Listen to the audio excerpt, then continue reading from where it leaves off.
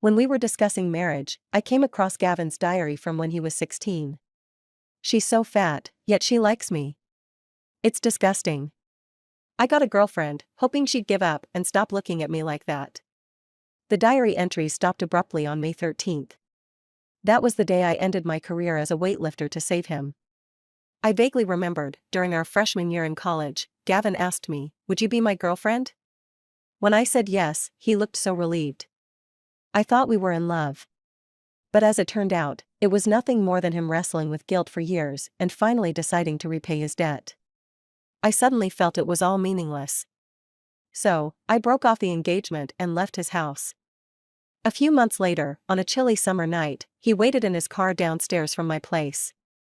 When he saw the man beside me, his eyes turned red. "Who's he? Is he your boyfriend?" The summer night carried a hint of coolness. Gavin hadn't spoken a word since stepping into the house. I sat on the couch, feeling a bit uneasy. Gavin's mother held my hand, signaling for me to relax.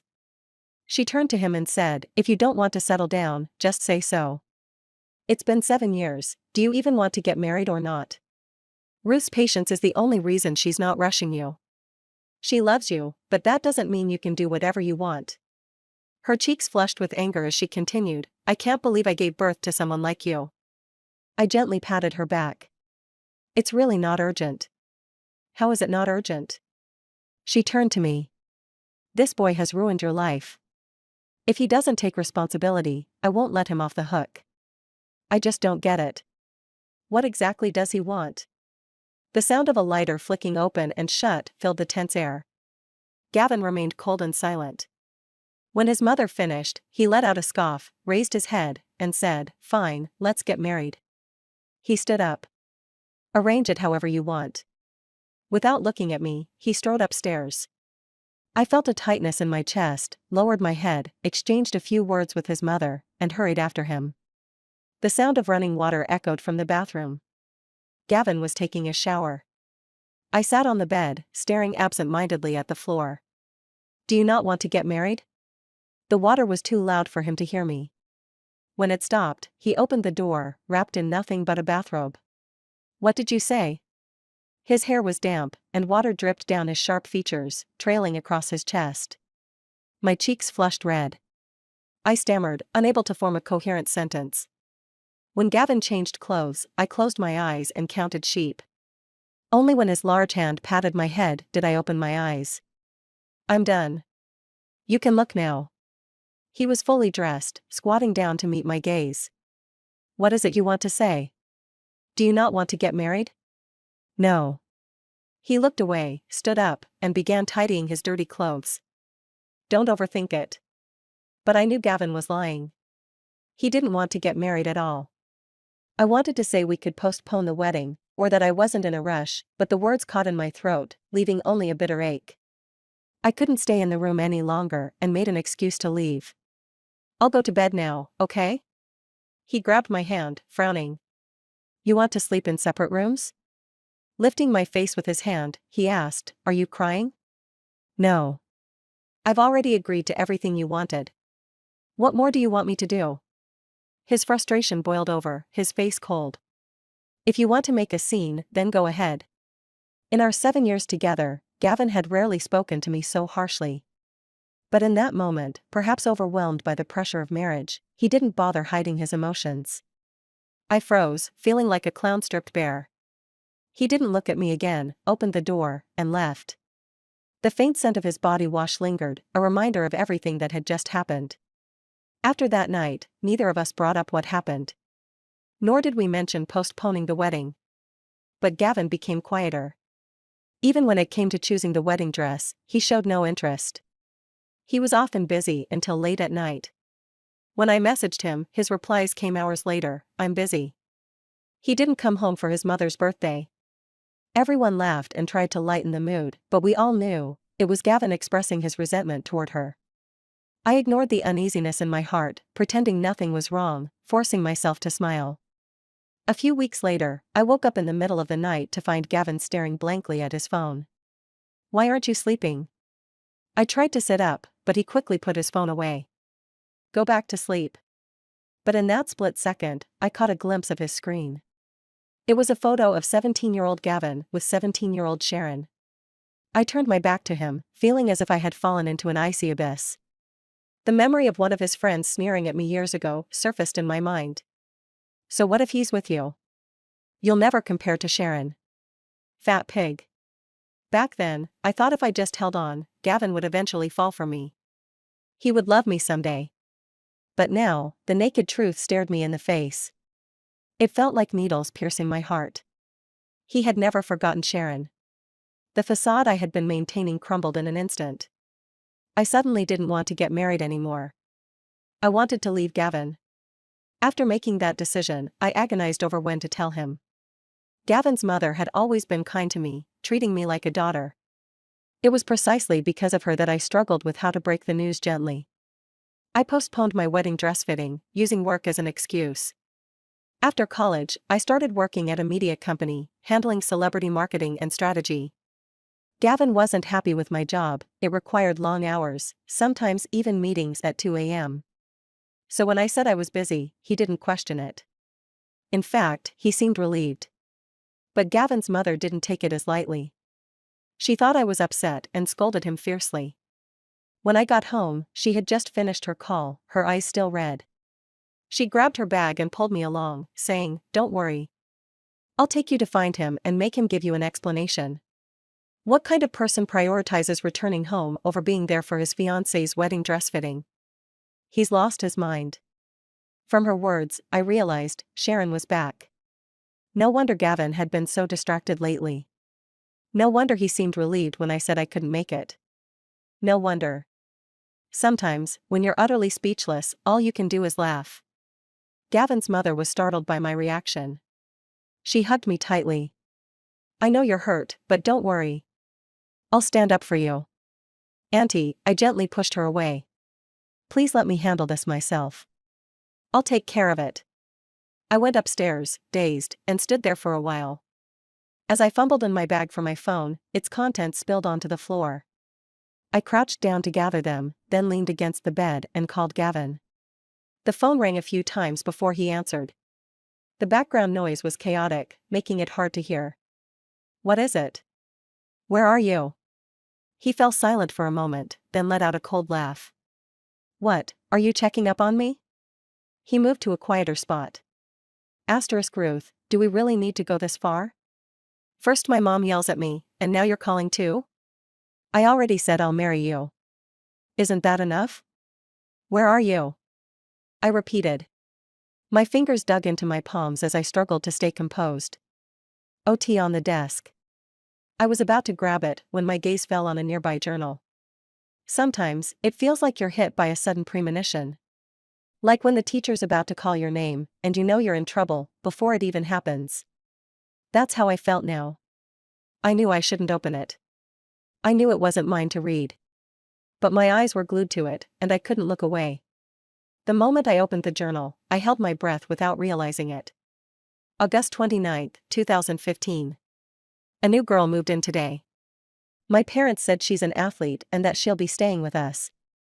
She smells like sweat all the time. So annoying. I remember that sweltering day vividly. I arrived at his house, carrying bags of my belongings. My parents and Gavin's mother had been close friends for years. That summer, I joined the weightlifting team, and they arranged for me to transfer schools so I could train more conveniently. Gavin was the first person to open the door for me. He wore a crisp white t-shirt, his hair neat and clean. He took my bags without hesitation and carried them inside. "I'm Gavin," he said, turning back to me. "What's your name?" "Ruth," I replied nervously. He smiled and placed my bags in the room. "Your room's all set up. If you need anything, just let me know, and I'll ask my mom to help." Back then, he was polite and gentle. I stood there awkwardly, watching him, and felt something soft and warm settle in my heart. Never in my wildest dreams did I think he had seen me like that. November 5, 2015. I think she looks at me weird. Could she actually like me? She even gave me a handmade stuffed toy for my birthday. Eric wanted it, so I gave it to him. Gave me chills. January 3, 2016. I hate it when people tease us together. March 7, 2016. She actually confessed to me. Unbelievable. Does she think she's the heroine of a romance novel or something? How long is it going to take for her to move out? My throat felt thick and sticky, as if I couldn't swallow. My hands trembled as I flipped through the pages of the journal. When I first moved to North City, I didn't have any friends. At school, no one talked to me except a few athletes. Most of the time, I was on my own. But Gavin, he looked out for me. He remembered my period schedule, stood up for me when others mocked me, and even bandaged my injuries. It was only natural that I fell for him. So even when I realized he didn't love me, even when I decided to leave him, I never regretted falling for him as a teenager. Back then, I didn't have much money. My crafting skills were terrible, but I spent weeks learning how to make that stuffed toy. I tore it apart and remade it repeatedly until it was perfect. At his birthday party, I felt everyone's eyes on me as I handed him the gift. I was so embarrassed that I wanted to take it back. But Gavin accepted it, carefully placing it back in the box. "Thank you. I really like it," he said with a smile. I believed him. Even when Eric sneered and mouthed "fat pig" at me, I let it slide. I never cared how others saw me. My mom always said, "Save your feelings for people who treat you well." And Gavin treated me well. That was enough.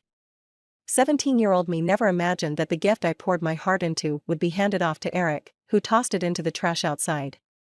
I never understood why Eric hated me so much. Later, I realized it was because I wasn't pretty. That was all it took for him to be cruel. But back then, I thought Gavin was different from everyone else. I had no grand illusions about my feelings, just a simple, innocent crush. Yet, because I wasn't beautiful, I was branded as gross. When I confessed to him, I stuttered so much that I could barely string a sentence together. He smiled gently the whole time. "Thank you for liking me, but I'm not planning on dating anyone right now." What was he really thinking in that moment? April 9, 2016. I started dating someone. Hopefully, she'll get the hint and stop looking at me like that. I couldn't help but laugh, a bitter sound that caught in my throat. For the first time, I realized how ridiculous and worthless my feelings were. But he could have told me. He had so many chances to tell me. If he had just said the words, I would have stayed away. Why did he go out of his way to be kind, only to write such cruel things behind my back? The last entry in the journal was dated May 13, 2016. That day, Gavin had been harassed by some thugs. They wanted money, and he refused, so they started a fight. I stepped in to shield him and ended up getting hit so badly that my hand was permanently injured. I could never lift weights again. After that, Gavin broke up with Sharon. She went abroad shortly after, and they lost touch completely. In college, I started paying more attention to my appearance and managing my weight. That's when my relationship with Gavin truly changed. Maybe he felt indebted to me. Or maybe it was the dim lighting that night. He suddenly held my hand and asked, "Do you still like me?" I was too nervous to look him in the eye. He cupped my neck and leaned down to kiss me.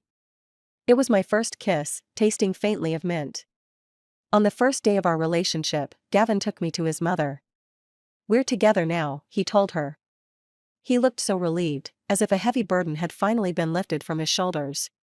Looking back now, I finally understand. What I thought was love was just him repaying a debt in his own misguided way. When I arrived at the address, Gavin was playing pool with Eric. His face was like ice, and he didn't say a word. Eric, as usual, was stirring the pot. "Sharon's back. You might as well break up with her already. Don't tell me you're actually attached to her?" Man, I still remember the first time I saw her, so chubby, holding that stuffed toy she gave you. "Can you shut up?" Gavin snapped, putting down his cue stick. Just as he was about to say something, the door swung open. Everyone froze. Gavin's eyes flickered with panic for a moment before he composed himself. I handed him the file folder. "Here's what you asked for." "Thanks," he said, hesitating as if he wanted to explain. But then I pulled out the journal and handed it to him. "Is this fun for you?" My voice cracked as I struggled to hold back tears. "Was it fun, Gavin?" I threw the journal at him with all my strength. He didn't move, just stood there, his eyes clouded with panic.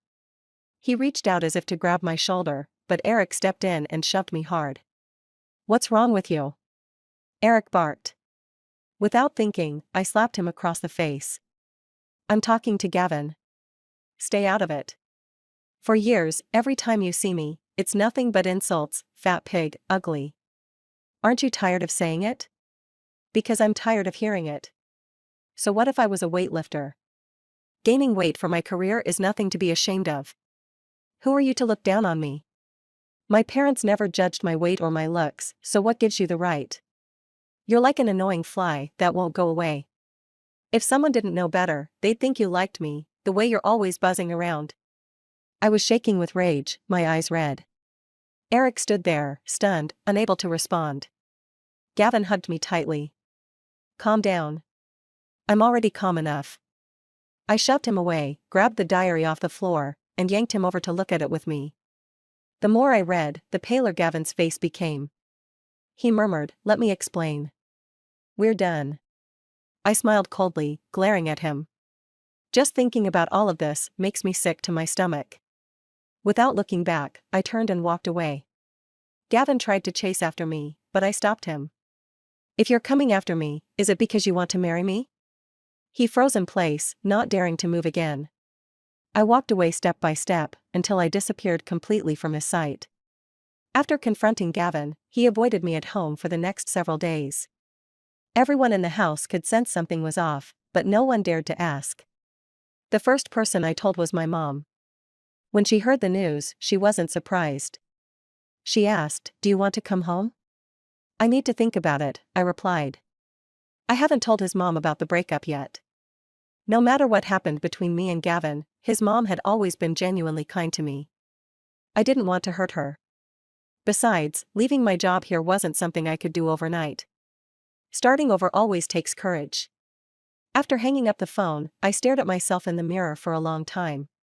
Maybe it's because of my job, but I'm constantly surrounded by attractive people. Over time, I've grown more conscious of my appearance, and now I've become one of those pretty girls people talk about. As I looked at my reflection, I thought about the old me. The girl who used to squat with her knees bent, gripping a barbell, practicing weightlifting day after day. That person felt further and further away, replaced by the polished, meticulously groomed woman who clocked in and out of her city job on time every day. I looked better now. But I wasn't as happy as I thought I'd be. I missed the days when I could wear sportswear and no makeup, living a carefree life, not this constantly tense urban girl lifestyle.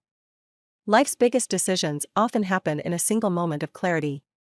That evening, I made a full dinner. I didn't want to be like Gavin, someone who drags things out. And I knew I had to be the one to bring up the breakup, or Gavin's mother would never let it go. After finishing our meal, I spoke up. "Gavin and I broke up." Before she could respond, I added, "I was the one who ended it." Gavin's mother's eyes turned red immediately. I held her hand and rested my head on her shoulder. "I know you care about me, but relationships can't be forced. I just don't love him anymore. I've decided to resign. I already submitted my resignation letter today. Once I finish my work handover, I'll go back home." I smiled at her. "If you miss me, you're welcome to visit." Gavin's mother couldn't say a word. She just cried and held me in her arms. After a long while, she finally choked out, "It's his fault. If I had known earlier." "I'm so sorry."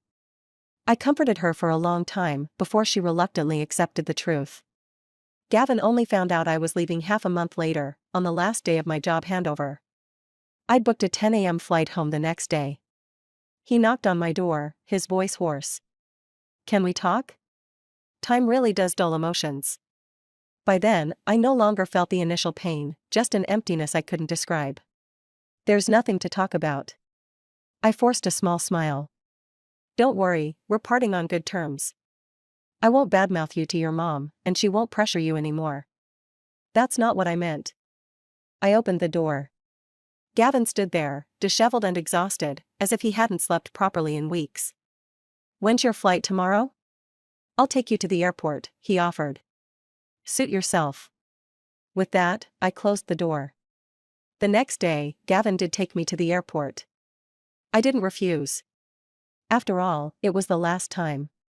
Out of respect for his mom, I didn't want things to end too awkwardly. When we arrived, he handed me my suitcase, but wouldn't let go. After a brief tug-of-war, I lost patience and glared at him coldly. He dropped his gaze, guilt flashing across his face as he finally released the suitcase. "Keep in touch," he mumbled. I scoffed, then turned and walked away without looking back. Before boarding the plane, the first thing I did was block Gavin on all platforms. A clean break was the best outcome for us. When I got home, the first thing I did was sleep for 3 days straight. Life in my hometown was slower, much slower than in the big city. After the wedding was called off, my relatives didn't ask too many questions. They just gently encouraged me to go out and enjoy life. A few weeks later, they started trying to set me up with new men. My mom had to plead with them to stop. Over the years, I'd saved up quite a bit, around 300,000 yuan. I locked most of it in a fixed deposit and used a small portion to invest. An old high school friend, Nora, was starting a social media venture. When she heard I was back, she begged me to join her. Her idea? A street interview friendship show.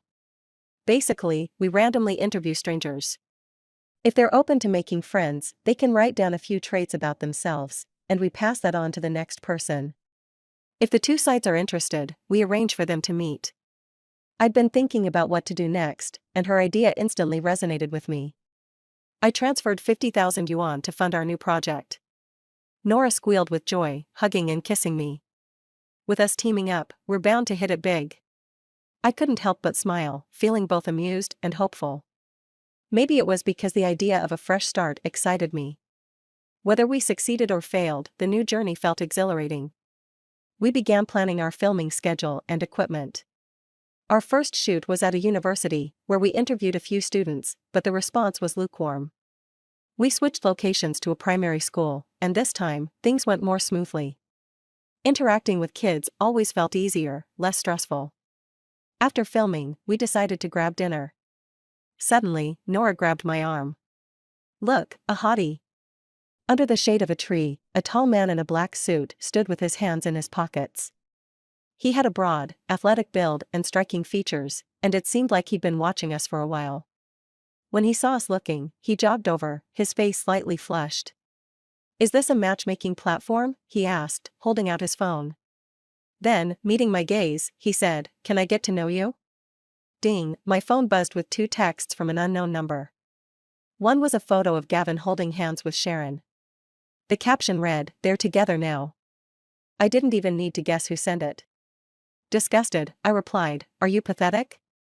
After hitting send, I blocked the sender. Noticing my sour expression, Nora whispered, "What's wrong?" "Nothing. Just ran into an idiot," I muttered. Then, looking up at the man in front of me, I quickly clarified, "Not you." He chuckled and waved it off. "I know." He handed me his phone again. "So, can we get to know each other?" "My name's Derek." After exchanging contact information, I returned home to find my mom hesitating to speak. It wasn't long before I discovered the truth: meeting Derek wasn't a coincidence. We were actually middle school alumni. I dug out my old graduation photo from a box and searched through it several times before finally matching today's Derek with the scrawny boy in the corner of the picture. Honestly, I had no recollection of him. My mom teased, "Maybe he had a crush on you, and after all these years, you two meet again and fall in love." I laughed. "How many romance novels have you been reading?" After what happened with Gavin, I wasn't about to indulge in another case of wishful thinking. I opened the profile picture of the new friend I added today. So, we were middle school classmates. He started typing, deleting, then finally replied. "You don't mind, do you?" "Why would I?" "Then let's meet up often from now on." A moment later, another message came. "I don't really have any friends here."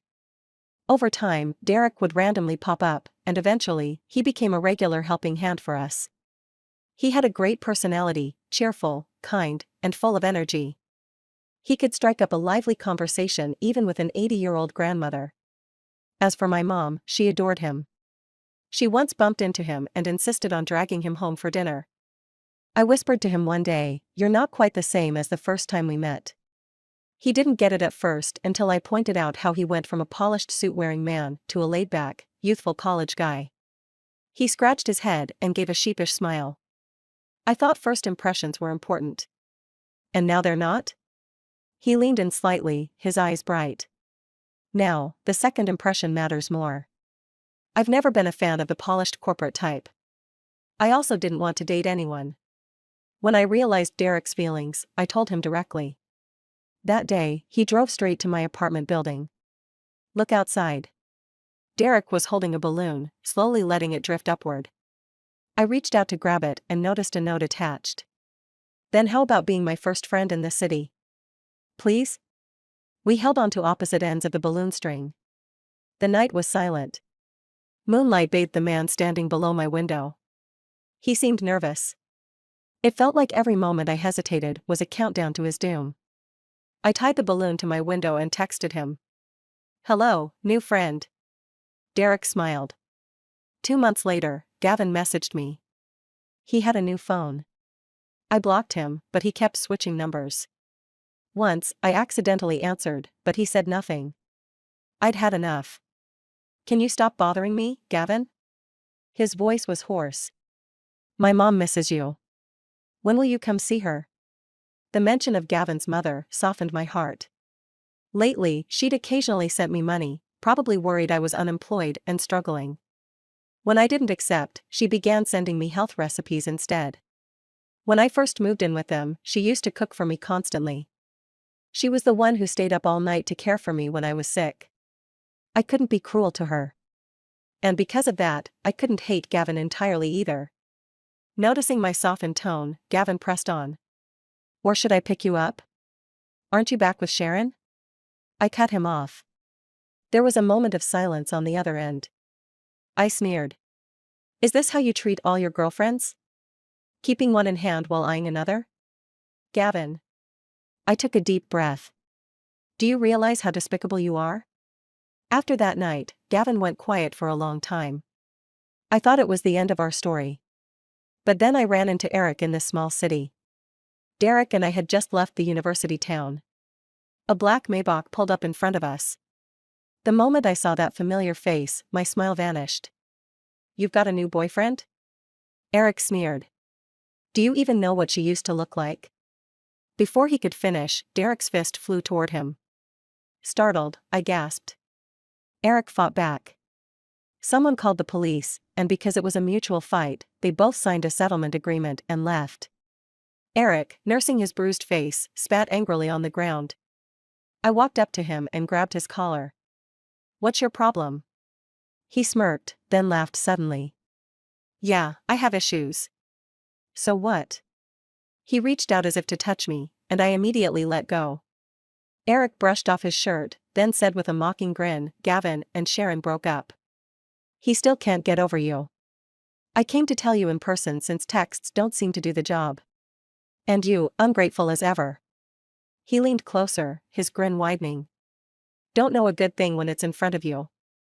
I stared at him blankly. Eric, finding no amusement, walked off. I grabbed Derek's hand, and though he looked briefly stunned, he soon held on tightly. I just wanted to leave as quickly as possible, not noticing Derek's flushed ears or Eric's suddenly cold expression. Hey! Eric called after me, his tone complicated. Why not get back with Gavin? I promise I won't badmouth you again. Get lost. A few months later, I sent Gavin a message for the first time. Can you control your dog? Anger must have clouded my mind because that night, I dreamed of high school again. The broad, powerful figure that always drew whispers wherever he went.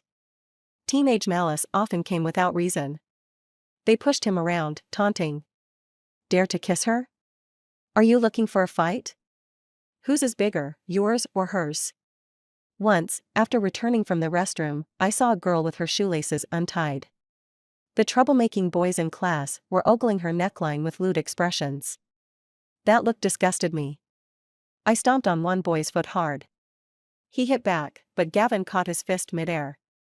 Pinning the boy against the wall with one hand, Gavin coldly demanded, apologize to her. That day, even the sunlight seemed to carry a faint scent of fresh grass. The feeling of falling for someone came without warning. When I woke, my pillow was wet with tears. It was only 2 a.m. I got up to pour water but heard noises outside.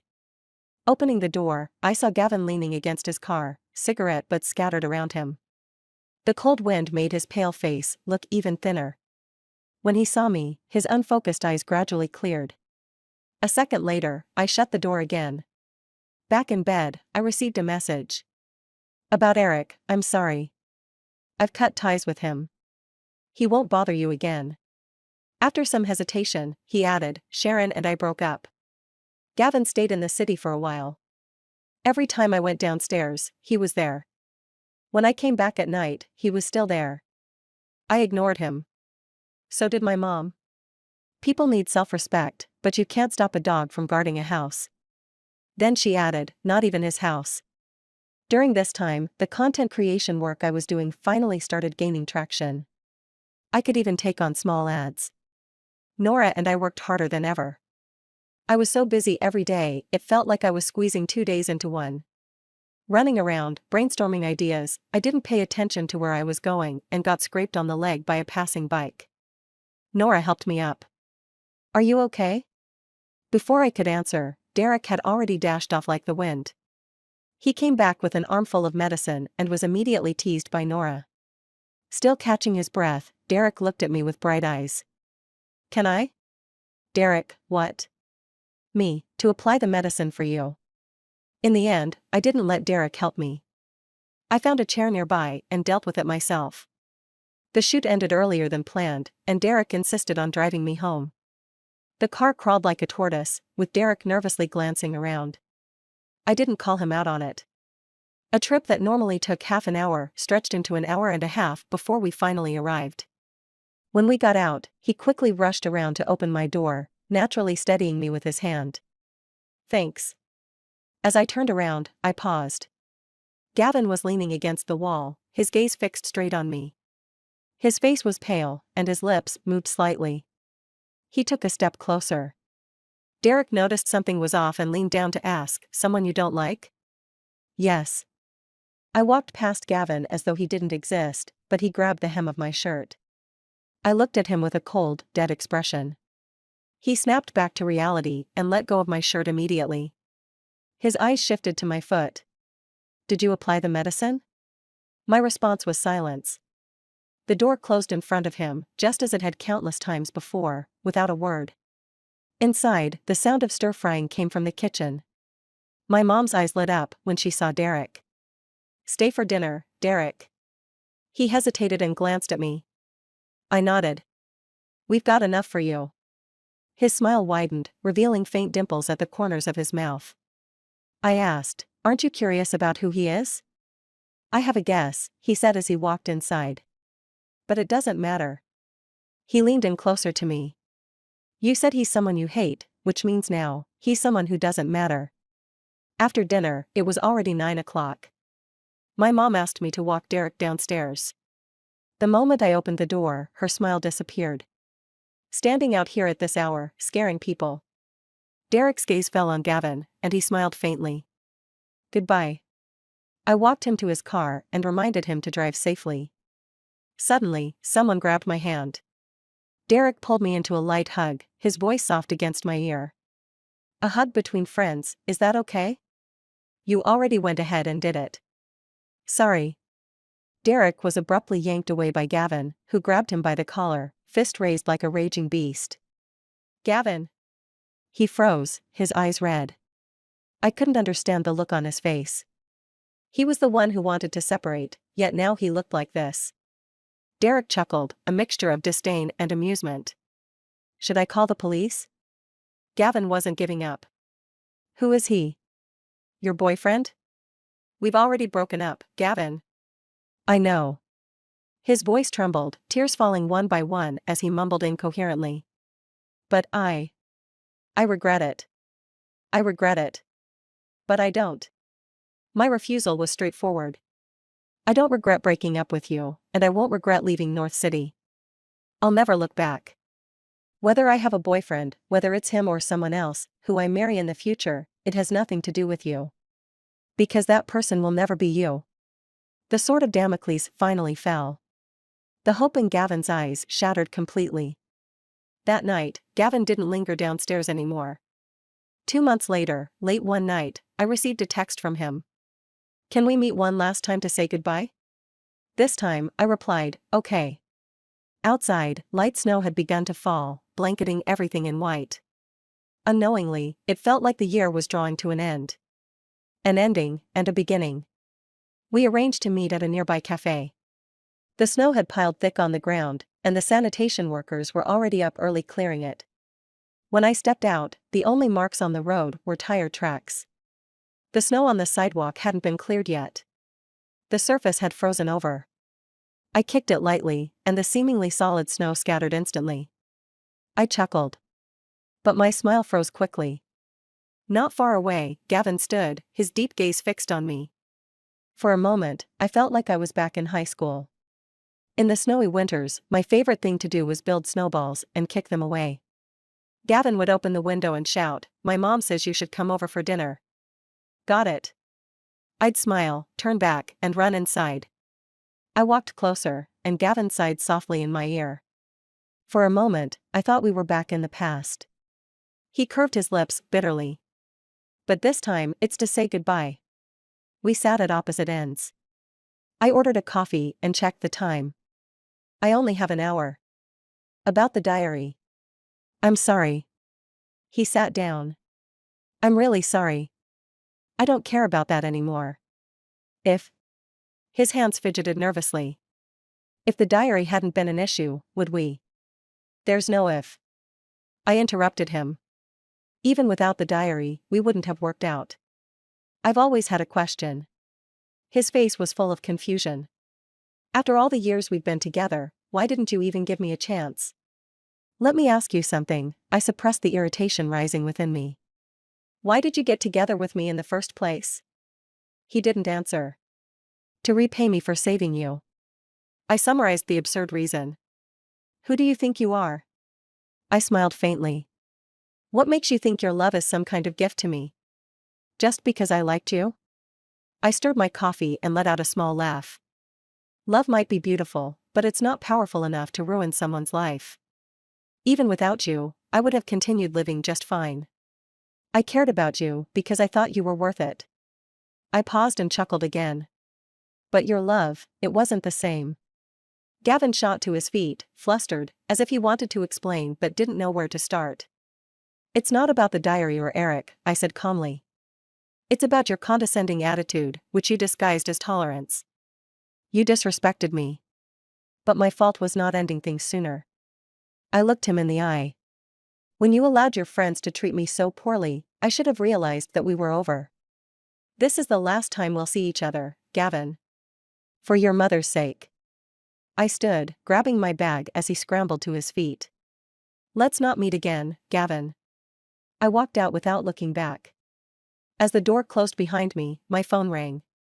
Nora's voice came through, urging, "Are you done? We're waiting for you at dinner. If you don't hurry, someone might come drag you over." I smiled slightly. On my way. In March, I received a request from a little girl. It was the time of year when the weather alternates between warmth and chill, and she was dressed in thin clothes. Her left eye looked strange, almost as if she had lost vision in it. On the busy street, she stopped us and asked, "Sister, can you make friends here?" "I want to make friends." The little girl's name was Polly. Her parents died in a car accident when she was very young, and she was raised by her grandmother. Her grandmother often scolded her, calling her a bad omen and neglecting her, viewing her left eye as a bad sign. The other children would also bully her. "No one likes me," she said quietly.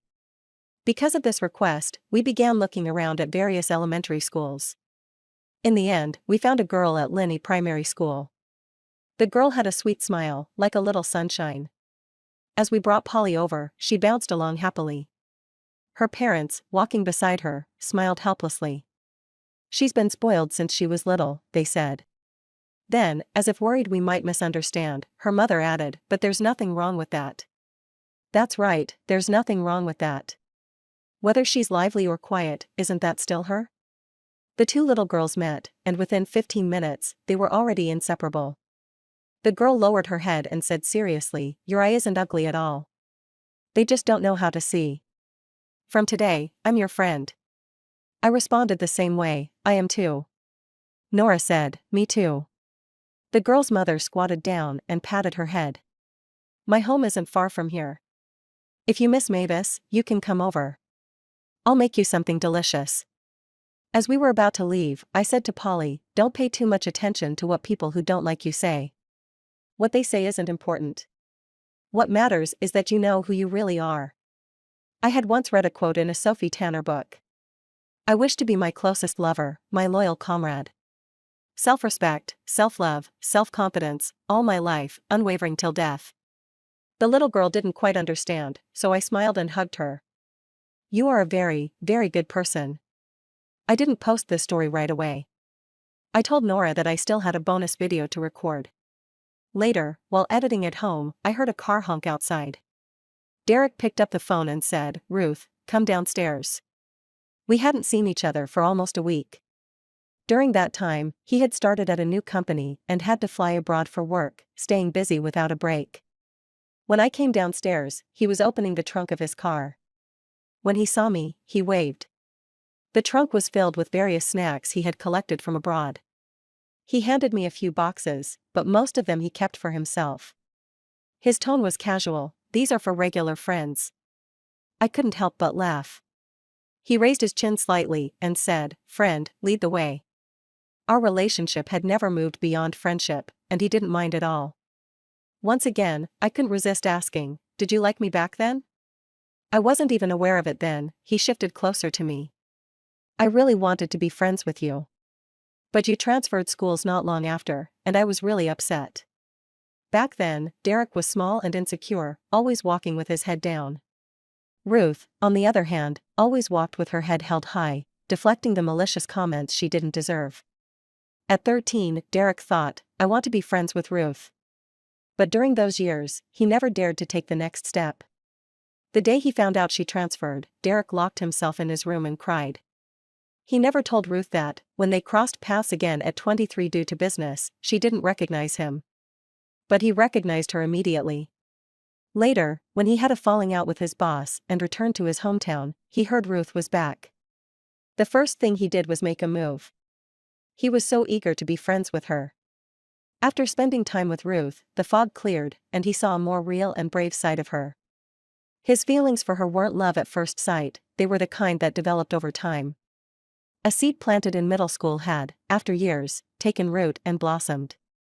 Ruth was a little shocked. I didn't know someone would want to be friends with me back then. Derek tilted his chin, looking at her. You shine with your own light, and people who are on the same wavelength will always be drawn to you. He was grateful for fate's twists and turns that allowed him and Ruth to meet again. Ruth said to take things slowly. He thought that was fine. Because he didn't like fast-paced relationships either. Extra.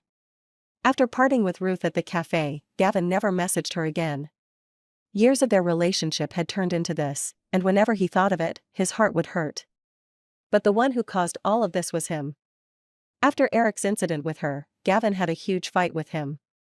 He didn't understand why Eric's malice toward her was so intense, like a dog viciously biting her and not letting go. It wasn't until Eric kept repeating, then why don't you get her back? What's so great about South City, why should she stay there, that Gavin felt something different in Eric's twisted words. He squinted his eyes and asked, you like her? Eric stiffened, then habitually sneered, I'd like that fat. You like her, Gavin said, certain now. Eric stopped pretending and finally snapped, so what? Why does she always look at me like I'm trash? If she'd just say one nice thing to me, I'd stop bullying her. When Gavin heard this, it was hard to believe, and even harder to swallow his regret. He had allowed this poisonous snake to tear Ruth apart for years. But she disgusts you, Gavin muttered. Doesn't she disgust you? Eric shot back. I'm not like you. Gavin's expression hardened as he stepped closer. I have feelings for her. But to Ruth, it's all the same.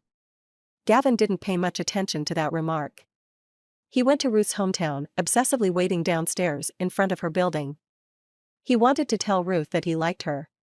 He had broken up with Sharon and didn't love her at all. He wanted to know if they could start over. But Ruth didn't give him that chance. Just as Eric had said, Ruth found him repulsive too. After Ruth left, Gavin sat in the cafe for a long time.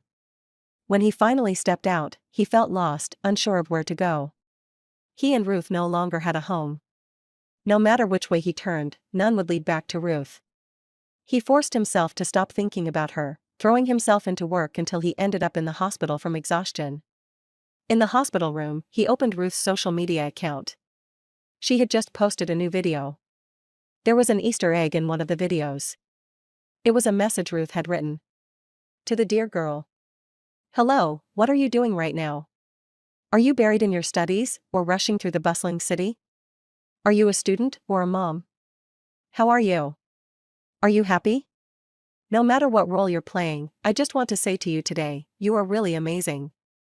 I used to be a weightlifter, with a strong body but a look the world didn't consider pretty. I've heard people talk about me and belittle me, but none of that defines me. In the past, I always tried to stand up straight. I thought, what do they know? I can train, gain weight, and practice day after day. I'm proud of who I am. Likewise, I hope you can be proud of yourself. After college, I joined a big company and worked in marketing for a few years. When I resigned, I struggled with the decision for a while, but eventually, I chose to quit. I went back to my hometown and decided to take a break for a while. I'm lucky. It was at this time that I suddenly realized that life's margin for error is much bigger than I thought. When you find you've taken a wrong turn, just turn back. It's more important to change direction than to stubbornly keep going. Of course, if you don't turn back, that's okay too. Who knows, the next moment might be the light at the end of the tunnel. Dear girl, I hope you are proud of yourself. I hope you love yourself, just like I love myself. I am satisfied with who I am. Gavin replayed the video over and over, almost self-torturing himself. The pain inside became clearer. He remembered the cold look she gave him that day. You look down on me. She was never weak. It was him who had always avoided his problems by running away with his emotions. That night, he dreamed it was snowing. The girl had just finished making snowballs and ran straight into his arms. Ruth, he murmured. The girl looked up at him, her eyes bright and warm. Goodbye. In the dream, he said goodbye to her for the last time. In the dream, it was the most beautiful season in the world.